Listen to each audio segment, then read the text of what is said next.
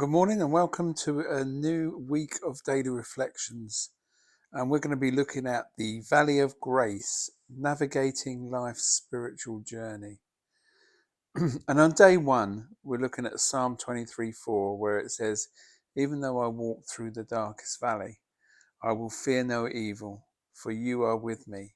Your rod and your staff, they comfort me." Recognizing the presence of spiritual valleys in our lives is a crucial step in the Christian journey. Remember, recognizing is where one might feel distant from God, struggling with faith, or face a significant life challenges that test spiritual resilience.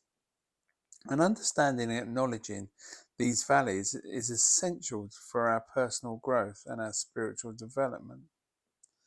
So the characteristics of spiritual valleys are feelings of distance from God. This can manifest in a sense of disconnection in prayer or worship or everyday life. Challenges in faith, doubts or questions about one's beliefs or God's plan. It can be in life's hardships, difficulties like loss, illness, or emotional turmoil can deepen the sense of being in a spiritual valley.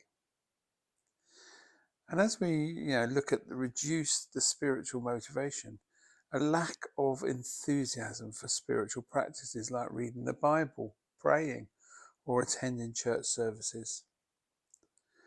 So let's look at overcoming spiritual valleys. Awareness. The first step to recognizing that you are in a spiritual valley. This awareness is crucial for addressing the underlying issues. Sharing your struggles with trusted fellow believers, church leaders, or spiritual mentor can provide comfort and guidance. Direct communication with God through prayer and meditative reading of scripture can help in seeking understanding and peace. There's patience and perseverance. Remember that spiritual valleys are temporary. Patience and perseverance are key in waiting for the season to pass. And consider times when you have felt in a spiritual valley yourself. Reflect on and recognize in these periods and how they responded and how you responded. Were there particular practices or thoughts that helped you to navigate these times?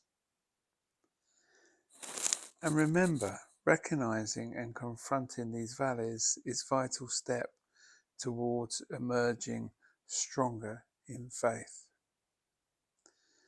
I always like the picture of a person standing on top of a mountaintop, looking down, and there seeing people in the valley, and he could see that they were struggling and could see that could have the overview of all the problems that are in the valley. But then I think about that person thinking about what it means to be on the mountaintop, because as you look around on the mountaintop, you don't see anywhere where you can be fed.